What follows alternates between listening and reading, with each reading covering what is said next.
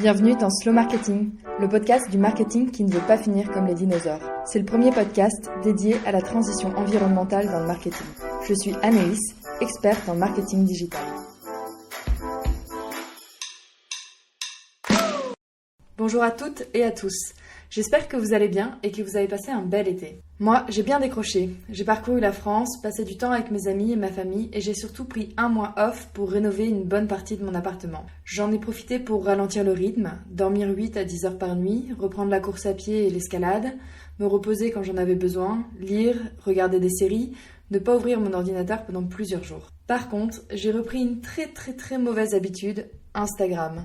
Je scrolle à l'infini. Mon premier réflexe dès que je m'ennuie, que j'ai une frustration ou que je dois attendre plus de 5 secondes, ouvrir l'application. C'est une véritable addiction. Néanmoins, cette rechute dans les vidéos de chiens mignons et de randonnées incroyables en France m'a donné pas mal à réfléchir sur le marketing et ses pratiques. Longue intro pour vous dire que les questionnements du début sont toujours là et que j'ai envie de faire mieux, de changer justement les règles du jeu et de déconstruire les soi-disant bonnes pratiques marketing et entrepreneuriales ainsi que de promouvoir un marketing positif, engagé et inclusif. Aujourd'hui, pour commencer cette saison 2, je voulais faire part d'une réflexion ou plutôt d'une phrase que j'ai toujours entendue.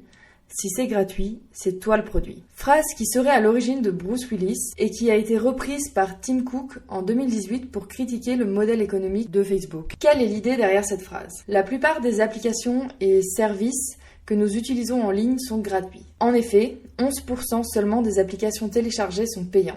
Mais aucun de ces services n'est vraiment gratuit. Au final, en tant que consommateur, nous payons toujours soit avec nos données personnelles, soit par la publicité. Je m'explique. Chacune de nos actions sur ces applications ou services est enregistrée et stockée pour apprendre à mieux nous connaître et nous vendre de la publicité. Selon Adeline Gabé, que j'ai pu entendre lors de la conférence Data et Marketing Digital du Congrès de la communication responsable en juin dernier, chaque publicité diffusée génère en moyenne 700 requêtes serveurs. Le digital et data marketing utilisent des technologies de plus en plus complexes pour cibler et personnaliser les publicités. Ça m'est arrivé il y a quelques semaines. Un client me cite une étude de cas réalisée sur un grand groupe pharmaceutique par un de leurs concurrents, comme un exemple dans une discussion, pour te dire le niveau de tiré par les cheveux. Sans faire aucune recherche, ni sur le concurrent, ni sur l'étude de cas, ni sur le groupe pharmaceutique, j'ai reçu dès le lendemain, et pendant plusieurs semaines, une publicité m'incitant à suivre ce fameux groupe sur LinkedIn. Bref, tout ça ne sont que des algorithmes prédictifs qui tournent à plein régime. Pour rappel, 85% des recettes de Alphabet,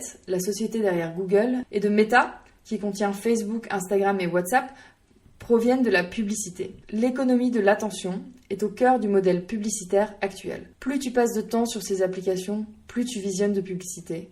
Plus tu cliques, tu recherches, tu likes ou tu commentes, plus tu en dis sur toi et tu perfectionnes le ciblage de ces fameuses publicités. Le comble dans tout ça, c'est qu'on nous revend nos données. Je voudrais citer ici Laurent Chelma dans un article qui date un peu, 2016, mais pourtant toujours d'actualité. Dans une conférence d'il y a longtemps, j'expliquais que Facebook était le plus grand voleur que je connaisse. Pour résumer, Facebook publie vos contenus sans vous payer, pour attirer du public vers les écrans de publicité qu'il vend. Il revend, sans les payer, vos données personnelles à ses clients, les régies publicitaires, pour qu'elles puissent mieux vous cibler. Puis, il vous propose à vous de payer pour que vos contenus soient plus visibles que les autres et donc pour attirer plus de visiteurs vers les écrans de pub de ses clients, avant finalement de vous proposer d'acheter ces actions pour espérer enfin toucher une part du fric que votre travail rapporte. Actuellement, au moins 75 millions de sites web utilisent Google Analytics dans le monde entier. Pour suivre le nombre de pages vues, contrôler la durée de séjour des visiteurs sur leur site, suivre les sources de trafic, vérifier les pages les plus populaires, etc. Des données qui sont bien utiles pour la première régie publicitaire, Google Ads. Si on y réfléchit, Google est clairement en train de nous revendre nos données qu'on lui a données gratuitement. Tout va bien. La CNIL considère d'ailleurs que la collecte et le transfert de données vers les États-Unis à l'aide de Google Analytics sont illégaux en violation de l'article 44 du RGPD. Un autre exemple pour la route, depuis décembre 2022, ChatGPT est disponible gratuitement.